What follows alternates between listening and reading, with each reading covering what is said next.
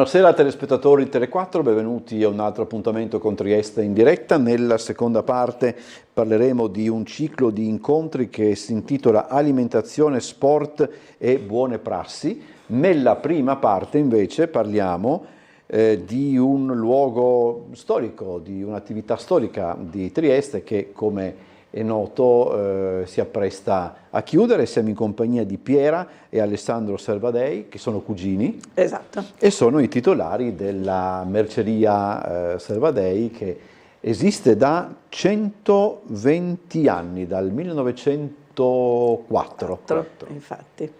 È diventato uno di quei posti dove, come dire, quasi per default, no? Cerca da Servadei, oppure anche dopo, se non te trovi da Servadei vuol dire che non te trovi, e questo è anche il grado. La prima domanda può essere un po' anche sciocca, ma non più di tanto.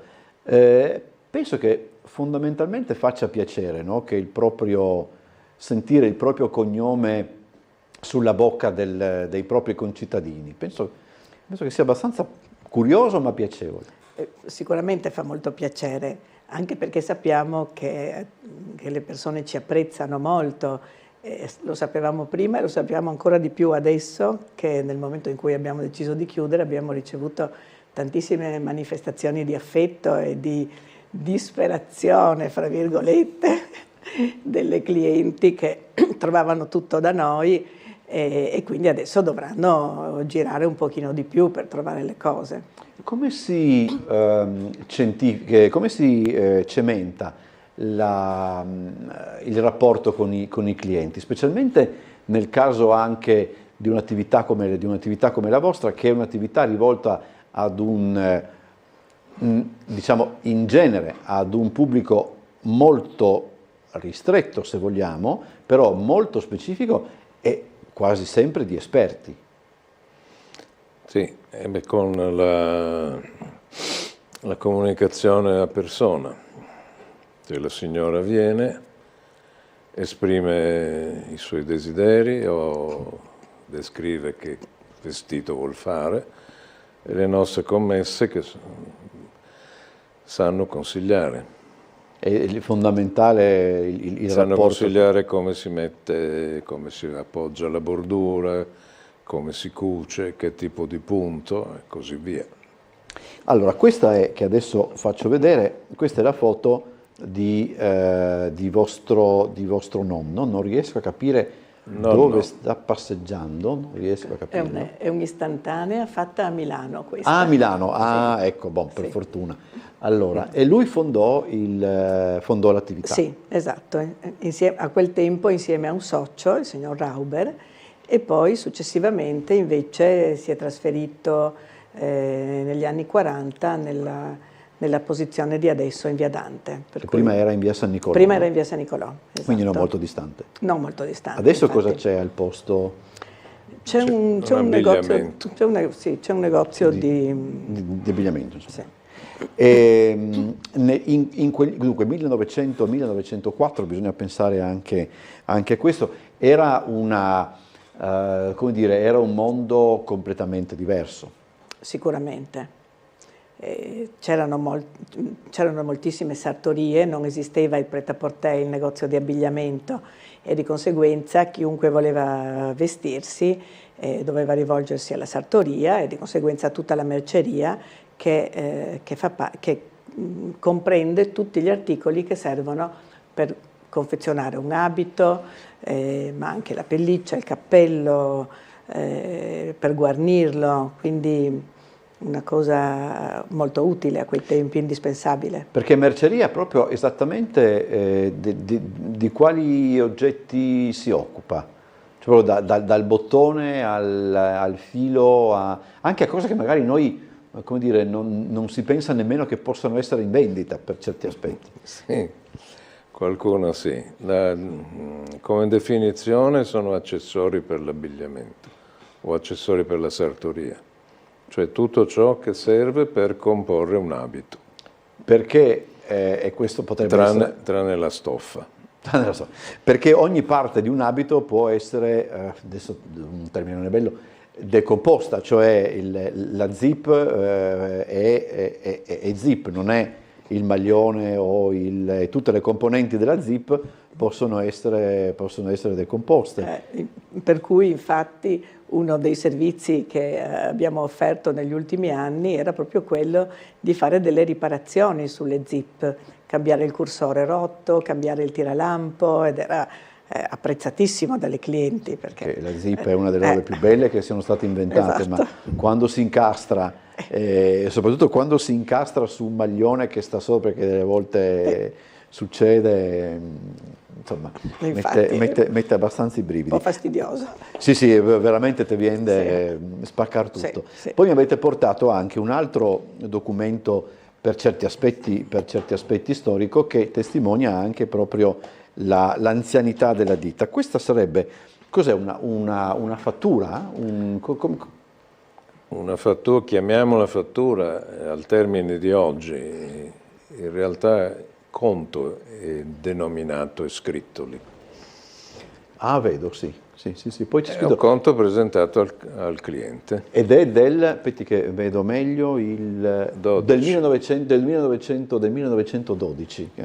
C'è scritto pagabile e impetibile. Io non so impetibile cosa possa voler dire impetibile. Poi andrò alla ricerca e magari lo dirò anche. Questo è appunto questo documento storico dell'attività. È curioso vedere come una volta tutti quanti scrivevano nello stesso modo, in pratica. Sì. No? Mio nonno aveva la stessa scrittura riportata qui. Allora, il negozio, abbiamo detto, si è spostato negli anni 40, se non mi sbaglio, in via Dante. E quali sono stati noi li abbiamo accennati a livello più che altro sociale, se vogliamo, no? Però i cambiamenti più importanti nel vostro settore, quali sono stati? Sicuramente. Beh, in effetti, appunto, proprio a livello sociale, quando hanno cominciato a fiorire i negozi di abbigliamento, il prêt-à-porter, e quindi a diminuire via via le sartorie, e non solo le sartorie, anche il cucito in casa, perché un tempo tutte le donne facevano dei lavori di cucito. La donna lavora e di conseguenza ha meno tempo per fare questo tipo di attività. In compenso, a un certo momento c'è stato un desiderio invece di cucito creativo che abbiamo assecondato e di fai da te in generale. È ritornato un po' il ricamo, magari sotto forme meno difficili, diciamo, ma comunque più adatte, non so, anche ai bambini, ricamo per bambini, ricamo scuole di ricamo anche. E quindi noi abbiamo, in questo caso, abbiamo proposto tanti corsi appunto di cucito, di ricamo, proprio perché le persone giovani che non avevano cominciato come un tempo. Perché una volta era quasi automatico per le ragazze avvicinarsi, perché lo vedevano dalla mamma, dalle sorelle più grandi ed eventualmente anche dalle nonne, quindi sì. Esatto. E quindi per agevolare questo tipo di scuole abbiamo iniziato a fare dei corsi che hanno avuto molto successo anche. Ma da voi si trovano cose dalle più piccole, tipo che ne so, i button down per le camicie, che insomma mi viene in mente. Ecco, questa intanto è un'immagine che posso immaginare si riferisca però al negozio primigenio. Quello il primigenio, infatti. Sì, c'è un altro per... Sì, infatti c'è il nostro nonno lì. Ah, ho capito. Sì. E qual è, per esempio, la cosa più come posso dire, più grande che si trova da voi e più pesante, nel senso, perché il bottoncino, non pesa niente, qual è la cosa più grande? Più grande e più pesante? Vabbè, a parte la chiusura a lampo, che può andare anche a oltre 1 metro. Ah beh, sì. Poi le stoffe. Ah certo, perché asciugamani, sì, è vero. Biancheria, cose così. Però sempre... Cioè cose pesanti, proprio pesanti, non ci sono. sempre a portata, ecco. Il ferro da stiro. Oppure la cosiddetta ferramenta, cioè le aghi e accessori vari, bottoni automatici, eccetera, però Bottoni automatici? sempre in confezione. Sì, quei bottoni Ah, a scatto, a clip. ho capito. Pensavo quelli che si chiudono da soli. In triestino sustine. Le sustine, sì. Sustine, Ma diceva sì. anche dei ferri da stiro portatili? Sì, c'era un piccolo ferro da stiro portatile, oppure attrezzi per tagliare anche delle forbici piuttosto pesanti. Questa domanda ci mette un po' in imbarazzo, dobbiamo pensarci bene. Beh, il più pesante di tutto la forbice da sarto grande. La forbice da sarto che grande, è grande sì. circa un 30 centimetri. No, questo non l'ho mai vista, per dire. Vabbè, però poi a quei livelli. Certo. E immagino poi che quando si ha un'attività da così lungo tempo, poi gli aneddoti, le richieste, noi siamo stati anche testimoni non tanto di una richiesta che vi è stata fatta, ma durante la pandemia so che c'è stata una signora che ha chiamato da noi, diceva che aveva perso, non trovava, insomma non riusciva, essendo a casa per il lockdown, non riusciva a cambiare l'elastico del pigiama, e voi avete in qualche modo chiamato, ho detto beh, in qualche modo glielo facciamo avere, ma questa più che altro viene messa anche, come dire, nel novero dei nostri blob, per dire la verità, come parecchie cose di quel periodo. Però immagino che anche, e poi anche, perché voi appunto come dicevate prima, entrate anche in contatto con la gente, quindi Molto. non c'è nessun filtro alle richieste più strane. Quali sono quelle più particolari? Un tipico, per esempio, errore è chiedere calamari a chi desidera gli alamari. Stavo di fatto. Sì. E quindi ci sono delle storpiature molto divertenti. Abbiamo una delle nostre commesse, quando è andata in pensione, ci ha fatto addirittura un libricino con tutte le richieste strane. Ma è anche pretese molto particolari, molto precise? Sì. Ma di genere la richiesta di come cucire, di come assemblare il vestito. Che non spetta a voi. In realtà non, esatto, perché non siamo una sartoria, però la cliente viene senza un'idea precisa e allora domanda alle commesse che per fortuna sono brave e sanno consigliare. Deve avere anche una pazienza di Giobbe, questo sì. Bisogna riconoscerlo, Sì, al di là poi di tutte le battute che si fanno e che per conto mio lasciano anche il tempo che trovano. Insomma. Sì. No, infatti. Nella vita di ognuno di noi, nella vita anche professionale di ognuno di noi, c'è un momento in cui più di altri si percepisce che che il tempo passa e che sotto certi aspetti cambia tutto rispetto a come si era abituati fino a poco tempo prima. Personalmente io do una grande importanza al momento in cui è stata introdotta la cancellina alle scuole elementari, perché io ero in quinta, e fino a prima, quando facevi un errore dovevi andarla con la gomma, dovevi umettare, 9 volte su 10 bucavi la pagina, quindi insomma adesso è tutto più semplice, basta andare. E devo dire la verità, mi parve una cosa abbastanza epocale, per dire la verità. Nel vostro lavoro, che ricordiamo dura appunto 120 anni dalla fondazione, però voi, adesso senza rivelare anche l'età, da quanto tempo però lavorate voi due proprio come? Noi entrambi abbiamo cominciato nel 1978.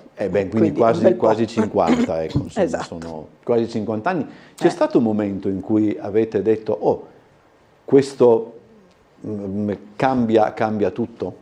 Beh, nel 1989 abbiamo sentito la necessità di restaurare il negozio, cosa che abbiamo fatto, e e di esporre molto di più la merce. E quindi abbiamo ampliato la superficie di vendita, che prima era riservata al deposito, diciamo, alle scorte, proprio per poter esporre e anche certe zone farle a self-service, in maniera che le clienti potessero eventualmente anche scegliere e acquistare senza dover avere il supporto delle commesse. Del commesse Ma per esempio noi non sappiamo nemmeno, anche se magari in alcuni casi frequentiamo determinati negozi più di altri, non sappiamo quello che c'è dietro un negozio, cioè a dire quanto, per esempio la vostra superficie, quella che i clienti sono abituati a vedere rispetto al negozio, rispetto a tutto il negozio, posta male la domanda, ma comunque, quanto c'è dietro? È un terzo. C'è un terzo dietro, due terzi. Due terzi, sì, che però è lo stesso parecchio, insomma, se ci pensiamo. Sì. E come, perché, voglio dire, effettivamente anche scegliere che cosa esporre, che cosa non esporre, cioè, non è così semplice. Noi i clienti vedono le cose già pronte e magari appunto non si rendono conto che dietro c'è uno studio, insomma, anche, diciamo. C'è molto lavoro dietro e c'è un grande lavoro nel fare gli ordini in maniera che tutti gli articoli siano ben assortiti di colori, di misure, e c'è un continuo lavoro di esposizione, per cui naturalmente prima di Natale si espongono gli articoli che servono per i lavori natalizi, poi subito si passa ad esporre gli articoli per il Carnevale, successivamente gli articoli per la Pasqua, per cui cambiano i colori, naturalmente più vivaci d'estate, più scuri d'inverno, per cui c'è un continuo cambio nell'esposizione della merce, a seconda della stagione. E per esempio il giorno di chiusura del negozio, immagino che comunque è lo stesso un giorno in cui si lavora. Sì, il lunedì. Il lunedì, cioè, si fa tutto, si fa ciò di cui abbiamo appena parlato, si programma. Sì. Insomma, non sempre, ma comunque sì, il lunedì si fanno quelle cose che non si avrebbe lavori di ufficio, ma pagamenti. C'è, come dire, subentra poi anche un'abitudine in queste cose, oppure no, nel senso... C'è un'abitudine, è tutta un'organizzazione, nel senso che le commesse quando vendono e finiscono un articolo lo segnano, in maniera che poi appunto al lunedì si stringono un po' le fila di quello che è mancato durante la settimana. Una settimana si fa l'ordine dei filati, una settimana si fa l'ordine degli articoli da ricamo, un'altra settimana... È tutto un mondo che noi non conosciamo, perché... C'è tanto lavoro dietro. Diamo per scontato che sia... Un ordine, per esempio, dall'ordine all'arrivo della merce, a parte che dipende, mi rendo anche conto, però mediamente quanto tempo può passare?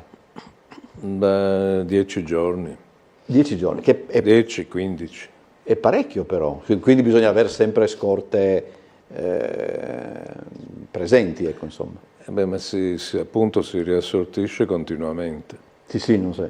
E ci sono, per esempio, se vi sono delle novità, delle cose nuove, eccetera, dove andate a scoprirlo? Ci sono delle, non so se in alcuni casi, certamente ci sono delle mostre mercato, delle fiere, eccetera. Voi come scoprite le novità nel settore?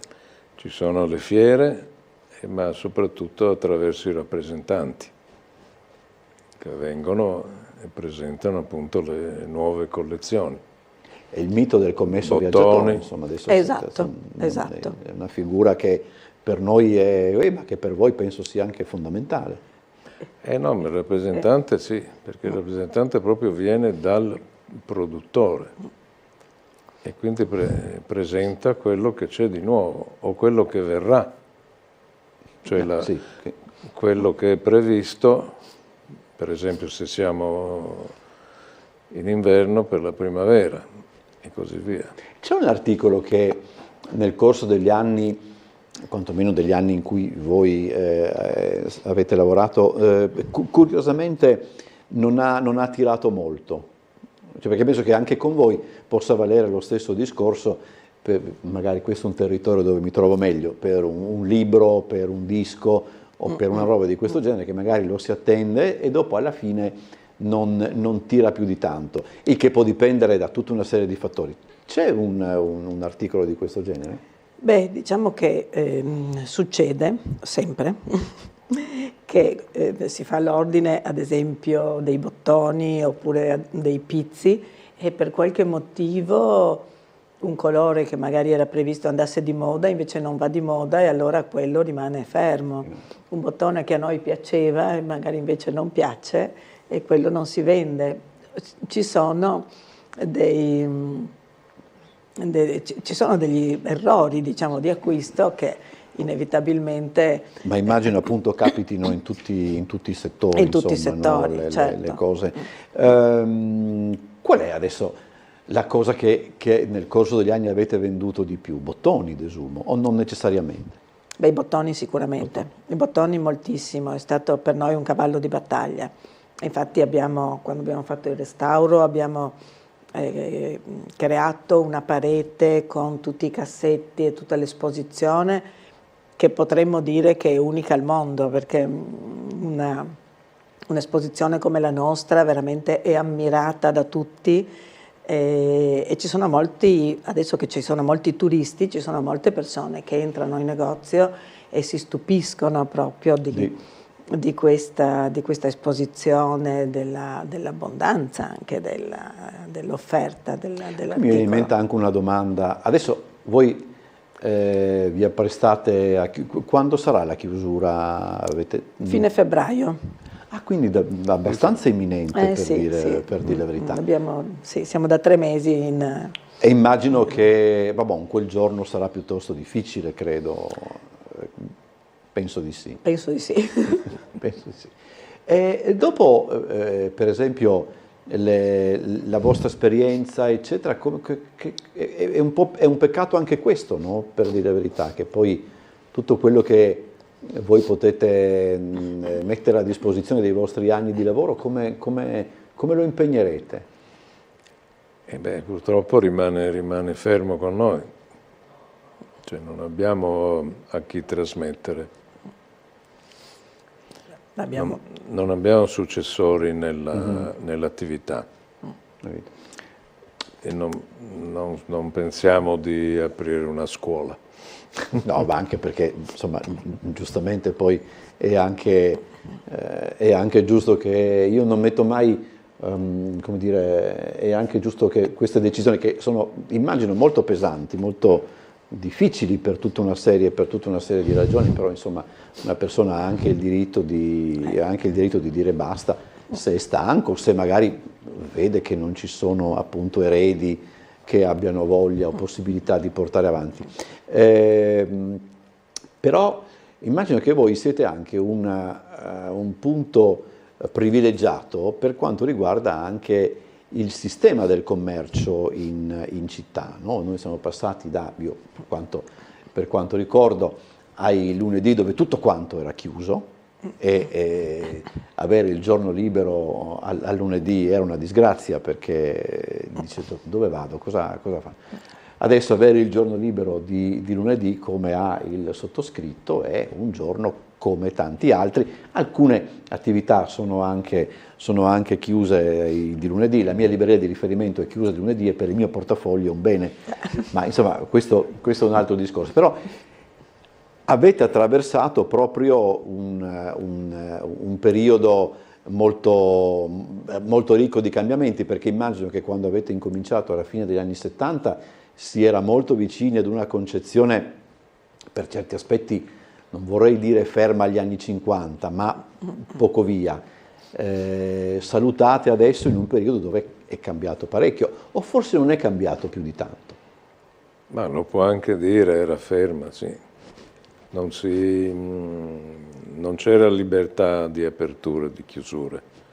La domenica era sempre tutto chiuso e si dovevano chiedere eventualmente delle deroghe, eccetera. Oggi invece i negozi sono aperti ognuno con il suo orario. E questo forse è un... Non possiamo, sì, chi è aperto il lunedì e chi no, chi apre, chi tiene continuato e chi invece fa l'orario spezzato. Questo è un po', sì, è l'altro lato della medaglia, no? Sì, Perché magari l'altro lato. non si è abituati, magari si arriva davanti ad un negozio che apre tra mezz'ora e però in quella mezz'ora tu devi essere da un'altra parte. È un po' da questo punto di vista, diciamola in francese, è un po' un casino, per dire Sì, sì, però insomma, diciamo. si può dire. Però è vero che c'è un cambiamento notevole. Sì. Ma comunque in linea di massima oggi lei trova i negozi più aperti. Sì, Per più tempo. Per più tempo, sì, questo senz'altro. Però mi diceva prima di andare in onda che la vostra attività non risente più di tanto, per esempio, di internet, di questa cosa che sta veramente sconvolgendo parecchio, anche perché, come dicevate prima, uno dei vostri punti di forza è proprio il contatto diretto con la persona, quindi, e non la sostituisci Certo, in certo. rete. Ci sono tanti motivi per cui il negozio di merceria appunto, è molto più importante e non subisce la concorrenza dell'online. Il rapporto diretto, il consiglio, ma anche il colore. No? Perché devi vederlo. Perché sì. devi vederlo. Sì. La spesa anche, per cui magari uno ha bisogno di una cosa piccola Sì, e la spesa di spedizione sarebbe sì, questo è anche sproporzionata. vero. E poi anche nel caso proprio vostro, desumo, pure le dimensioni, cioè tu devi vedere dal vivo l'oggetto che ti serve o che ritieni ti serva per poi dopo eventualmente modificare la decisione in corso d'opera. Certo, certo.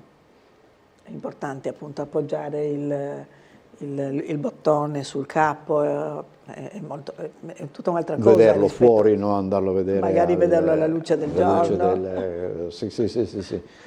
Io ogni tanto venivo, tutte per robe che io di solito rompo, e quindi vengo a comprare assai elastici. Una volta poi magari immagino che venivano anche i ragazzini quando si giocava a elastico, sì, che era, non so se si gioca più a elastico. Tuttora. Si gioca? Sì. Ogni tanto c'è qualche signora che dice, ma io vorrei comprare l'elastico per il gioco dell'elastico. Si gioca ancora? Beh, qualche ricreatorio, qualche scuola. Insomma, queste sono cose simpatiche. È bellissimo. Sì. Abbiamo fatto vedere prima quelle due immagini, qui abbiamo una targa che vi è stata conferita dalla Confcommercio, questa è nuova, sì, perché è data dicembre 2024, un grande riconoscimento, c'è scritto, da parte di tutta la famiglia Confcommercio per i vostri 120 anni di attività. E questa invece è un regalo, desumo, che i dipendenti fecero a vostro nonno e credo anche, proprio a vostro nonno, sì, che si chiamava come lei? Alessandro. Sì. Ed è del 1929 questa statua, e in occasione dei 25 anni, dei primi 25 anni di attività, quindi insomma avete portato anche un po' di cose da farci vedere. Allora, siamo in chiusura. Io ringrazio Piera ed Alessandro Salvadei per essere stati con noi. Grazie a lei, grazie di averci invitato. Come si dice adesso? Tante cose, insomma, ma buon lavoro ugualmente. Ancora perché immagino che poi dopo uno le cose da fare le trova. Però, insomma, grazie davvero di averci raccontato un po' della vostra attività. E noi ci vediamo dopo la pubblicità, cambiamo argomento. Grazie. Grazie a voi. Grazie ancora.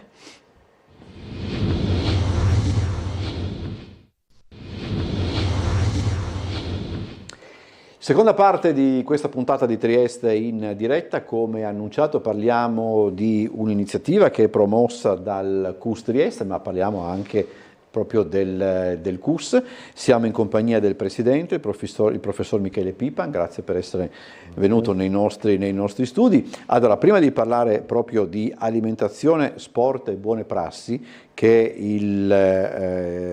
insomma, l'iniziativa insomma, ha questo nome, parliamo del CUS, Centro Universitario Sportivo. Certo. Parlo del CUS, ma vorrei parlare anche un po' della realtà dello sport universitario, non solamente ristretta a quella dello sport cittadino. Il CUS in generale è un'attività che ha una storia lunga, ma è fondamentalmente poco conosciuta. Però celebreremo fra un anno, nel 2026, 80 anni di attività del nostro CUS e 80 anni di attività dei CUS italiani. 80 anni che sono quasi vicini ai 100 anni che la nostra università ha festeggiato, perché l'altro anno si è concluso il festeggiamento del centenario dell'Università di Trieste. Lo sport universitario nasce appunto subito dopo la Seconda Guerra Mondiale, nel 1946, con la fondazione appunto di una federazione, di un centro universitario per universitario sport italiano, che poi ha sedi regionali, sedi presso ogni università, e che nasce inizialmente come un'associazione per la promozione sportiva. Associazione per la promozione sportiva a cui segue dopo poco tempo un riconoscimento dal Ministero del Lavoro e delle Politiche Sociali come promozione sociale, e anche come poi successivamente da parte del Ministero degli Interni, se non mi sbaglio, come ente che promuove anche delle attività assistenziali.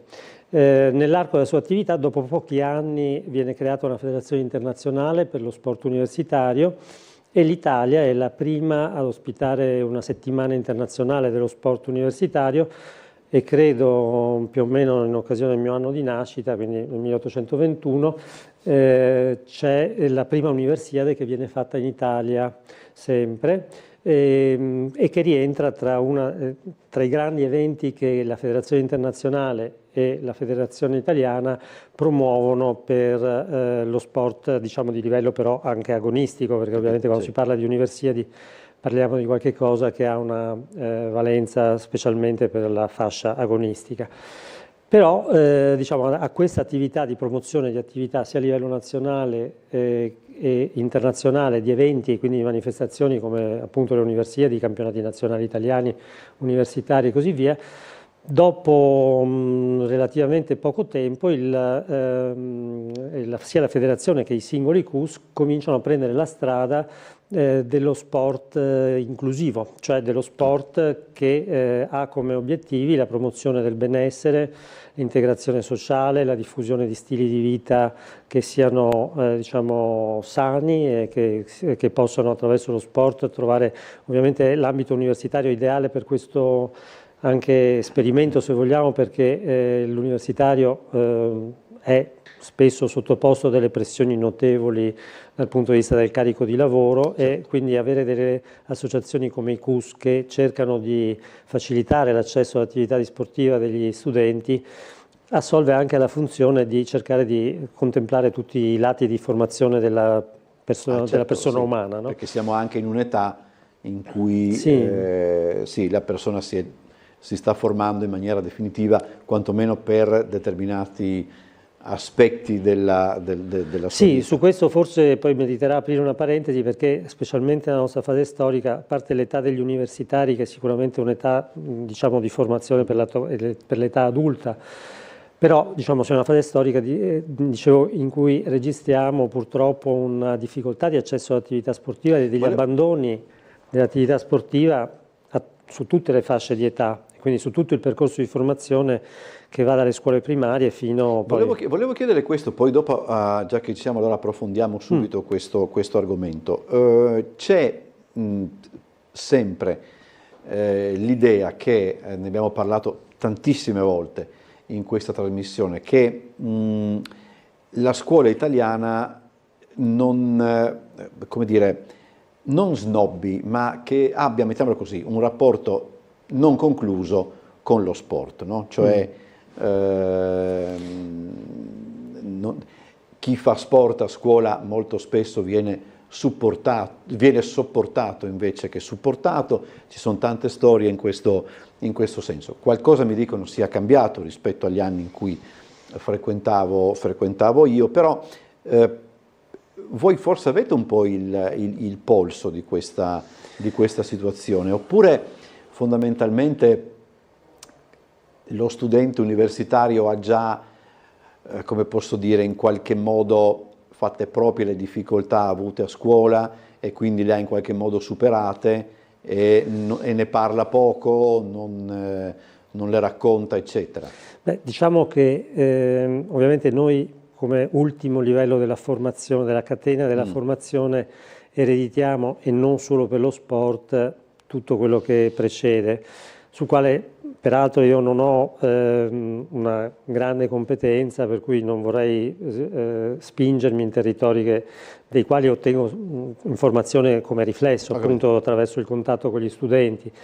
È sicuro però che diciamo, registriamo dei tassi, questo proprio anche parlando con le società che collaborano con noi e con tutti gli operatori del settore sportivo, in tutte le fasce che precedono l'università c'è un elevato livello di abbandono dell'attività sportiva, oppure proprio un non accesso tout court all'attività sportiva, che ha diverse ragioni. Sicuramente quello che lei diceva sul fatto che nella scuola, ma anche per motivi, diciamo, credo proprio banalmente temporali, di programmi, di disponibilità di ore, sì, a volte di disponibilità di infrastrutture probabilmente, però diciamo sicuramente, a parte appunto quelle scuole che hanno proprio un percorso dedicato, sì, per l'attività sportiva, lo spazio per le attività motorie non è così ampio, però c'è anche un fatto, proprio una mutazione, diciamo, dal punto di vista proprio sociale, nel senso che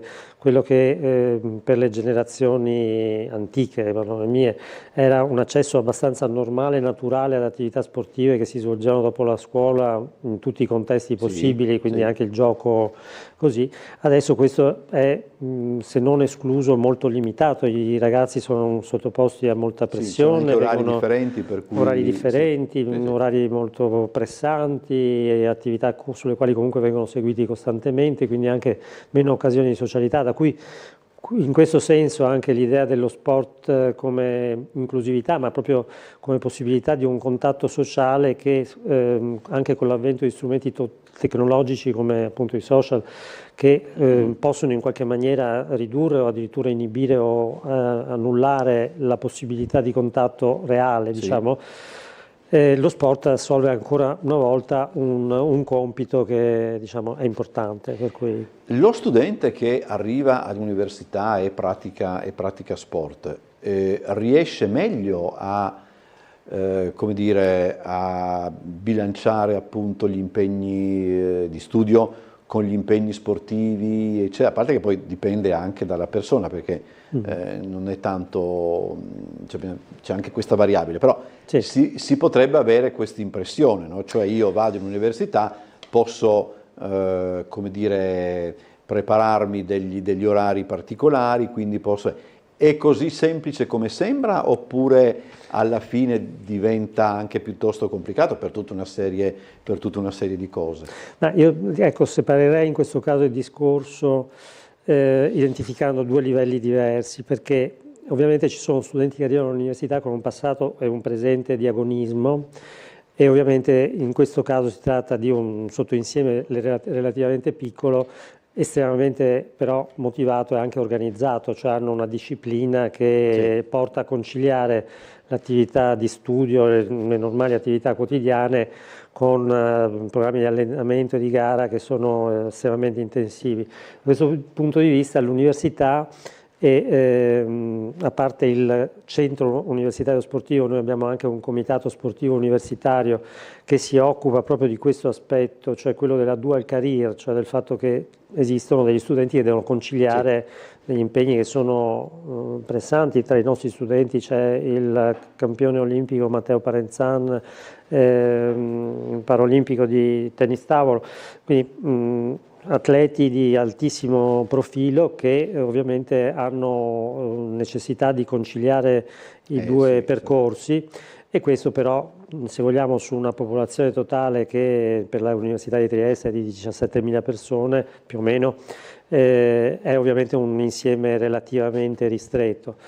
C'è poi, diciamo, l'ampia fascia, viceversa, degli studenti che hanno praticato, continuano a praticare attività a livello amatoriale, e per questi appunto, diciamo, il contesto del CUS è quello che dovrebbe facilitare questo tipo di accesso, questo tipo di impegno, anche possibilmente questa iniziativa di cui prima faceva menzione in apertura, è proprio un tipo di iniziativa che mira anche a completare queste possibilità di accesso all'attività sportiva anche con delle iniziative di formazione su aspetti che sono collegati, che sono sempre più importanti, come quello dell'alimentazione, dello stile di vita complessivo, temi che specialmente dopo la pandemia hanno per alcuni casi acquisito dei profili quasi drammatici, nel senso che...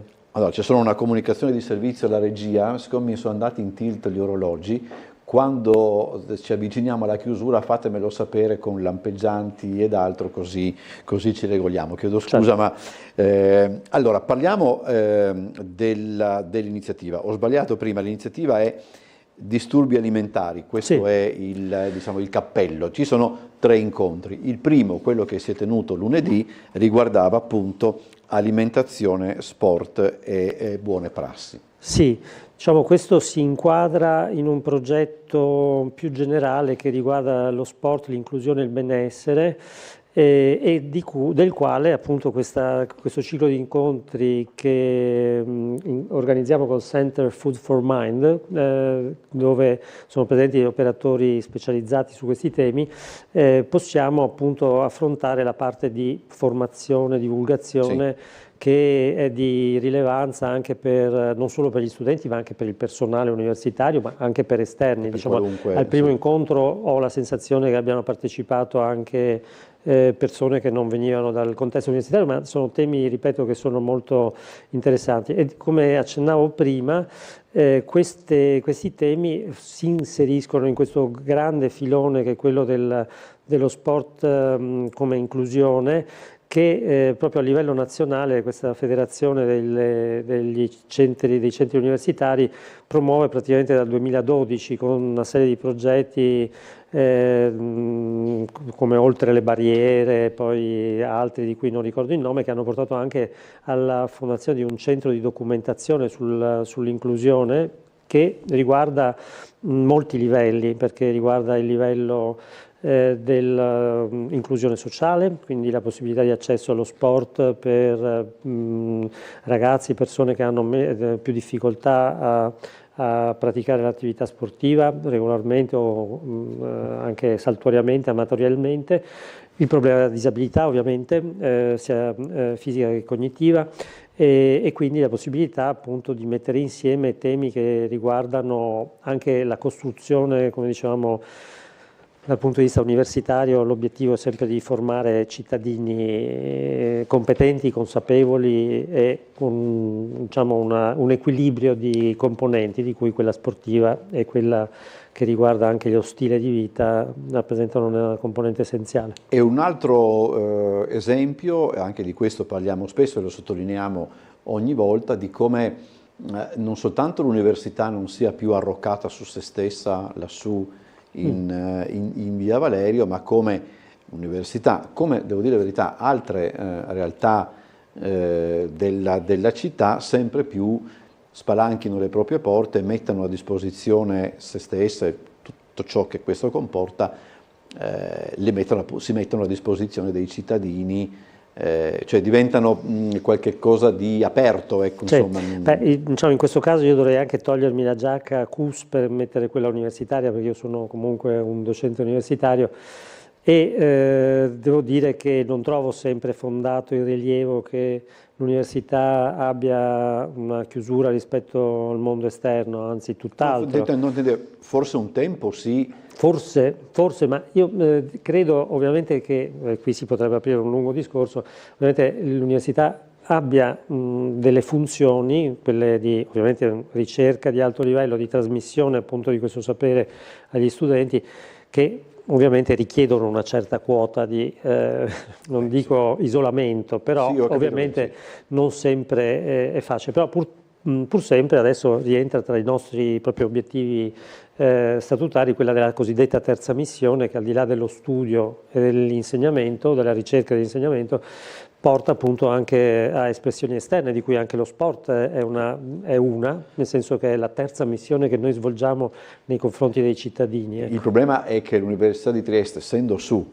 in via Valerio, non passeggi per Bologna, ti imbatti in università continuamente. Da noi è un pochettino più difficile, ecco, insomma, Sì, da quel punto però, di vista. però vorrei dire anche una cosa, che con quei numeri che ho citato prima, cioè più di 17.000 studenti, Sì, no. Cioè noi siamo la più grande azienda che c'è in regione, perché non so quanti altri hanno questi numeri, mettiamoci insieme i dipendenti così, Poi, tra l'altro, diciamo è facile anche, incontrarci. diciamo anche questo, che fondamentalmente si deve anche all'intuizione dell'università e segnatamente anche di un gruppo di studenti, se non mi sbaglio, questo autobus a chiamata notturna che sta avendo un successo notevole e che appunto nasce per le esigenze degli studenti universitari, ma poi invece è a disposizione di tutti quanti, quindi insomma voglio dire, i momenti di incontro sono più d'uno. Qui però il tema che unisce i tre incontri, i prossimi saranno il 20 di febbraio e il 20 marzo, saranno due giovedì. Il tema è quello dei disturbi alimentari, che è un tema che per certi aspetti fa anche un po' di paura, nel senso che quando si ha a che fare con queste problematiche, soprattutto quando riguardano ragazzi di età, insomma, mi pare che oltretutto i problemi si manifestino sempre prima, quindi un tempo magari si poteva parlare dai 14 anni in su, adesso temo sia abbassata anche in questo caso l'età, però questo è un problema sempre più sentito.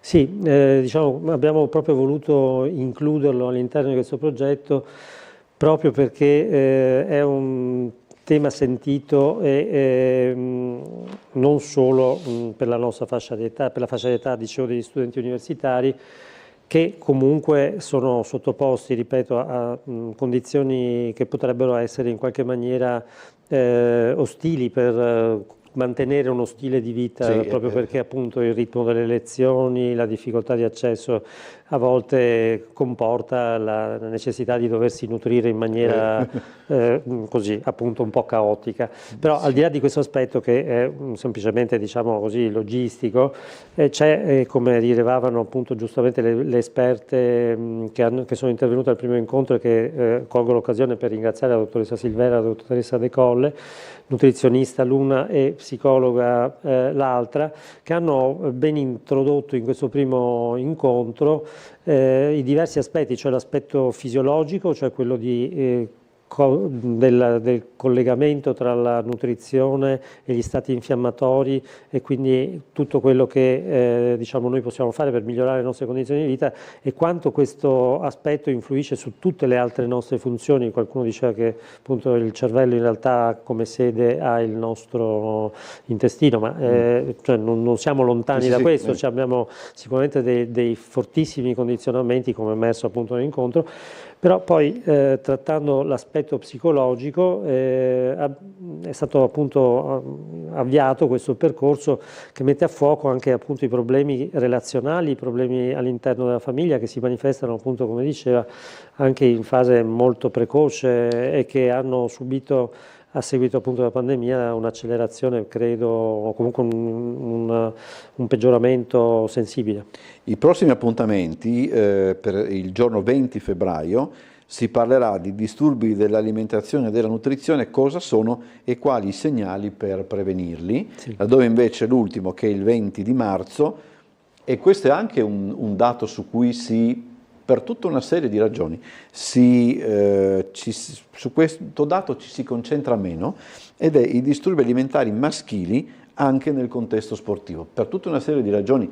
Diciamo la verità adesso, quando si parla di disturbi alimentari si pensa subito all'anoressia e per tutta una serie di ragioni che sono probabilmente indotte anche da determinate narrazioni, si pensa quasi sempre alle ragazze che sono vittime di questo problema, laddove invece anche i maschi ne cadono vittima, No, non c'è nessuna distinzione, ecco, da quel punto di vista. No, diciamo che appunto quello che lei ha citato, il caso appunto di comportamenti che portano a delle patologie gravi come l'anoressia è sicuramente, diciamo, uno degli aspetti, ma a livello generale, specialmente appunto ascoltando le esperte del settore, gli esperti del settore, ci siamo resi conto che appunto probabilmente in tutte le nostre vite c'è da rivedere qualche cosa che riguarda appunto il rapporto con il cibo, appunto perché il rapporto con il cibo è uno dei nostri rapporti primari, quindi diciamo anche i nostri stati di tensione, di stress, così si riflettono poi molto facilmente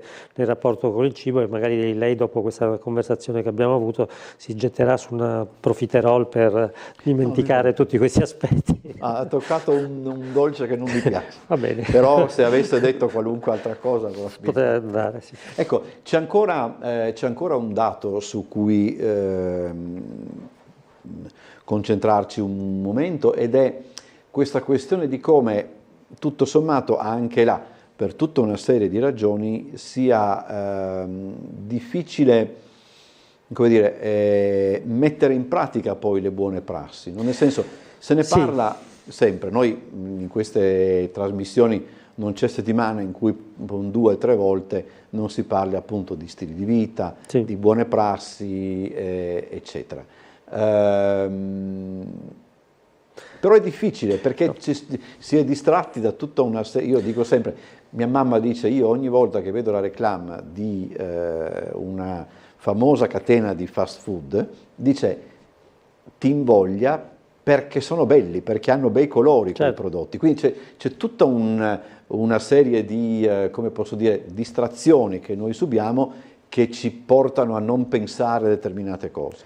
Sì, diciamo, il discorso che introduce si potrebbe riflettere un po' su tutti gli aspetti della nostra vita attuale, no? Perché effettivamente siamo sottoposti a dei bombardamenti che condizionano i nostri stili di vita, ed è per questo che nel nostro piccolo cerchiamo di mettere a fuoco quello che è relativo all'attività fisica, all'attività sportiva e ai suoi corollari, o meglio ai suoi necessari complementi, che sono stile di vita, alimentazione e poi anche comportamenti sociali, perché non dimentichiamo che lo sport ha questa grandiosa capacità di mettere insieme le persone, di portarle appunto, come dicevamo, fuori dalla sfera virtuale a collaborare o a confrontarsi diciamo come avversari, però secondo regole, quindi secondo diciamo, meccanismi che sfuggono un po' alla polarizzazione alla quale assistiamo quotidianamente e che sono educativi, quindi cioè sono una delle forme dell'educazione, quindi certamente l'educazione deve essere alimentare, ma poi deve essere un'educazione che anche affronta attraverso lo sport gli altri temi del rapporto con gli altri. Faccio ancora una domanda perché penso che abbiamo ancora un po' di tempo e c'è anche bisogno, no, da parte del mondo sportivo di esempi da seguire, magari logicamente questo soprattutto per i ragazzi, per chi sta crescendo, eccetera. Lo sport ci propone in queste giornate, anche per quanto riguarda la cronaca, esempi assolutamente discutibili. Poi c'è il personaggio Sinner che invece sembra provenire da un altro luogo, o forse semplicemente da casa sua, insomma, perché è importante anche questo, no? Cioè che il campione, volente o nolente, si carichi di messaggi positivi. Beh, diciamo, questo appartiene un po' alla storia dell'uomo, la figura dell'eroe ovviamente è una figura che porta un messaggio ovviamente positivo, un esempio che va oltre alla nostra...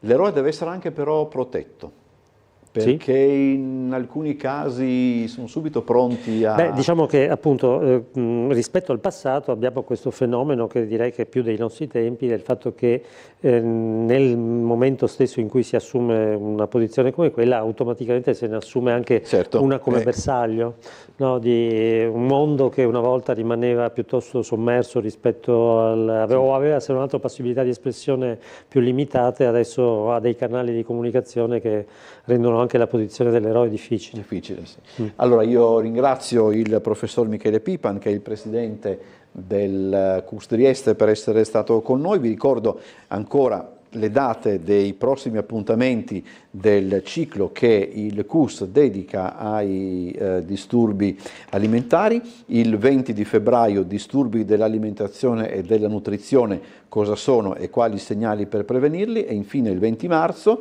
i disturbi alimentari maschili anche nel contesto sportivo. Tutti quanti, tutti e due, alle ore 17 nell'aula grande dell'edificio C6 dell'Università degli Studi in via Valerio. Tutti invitati. Grazie professore, buon lavoro. Grazie. E noi ci vediamo domani alle 17:55.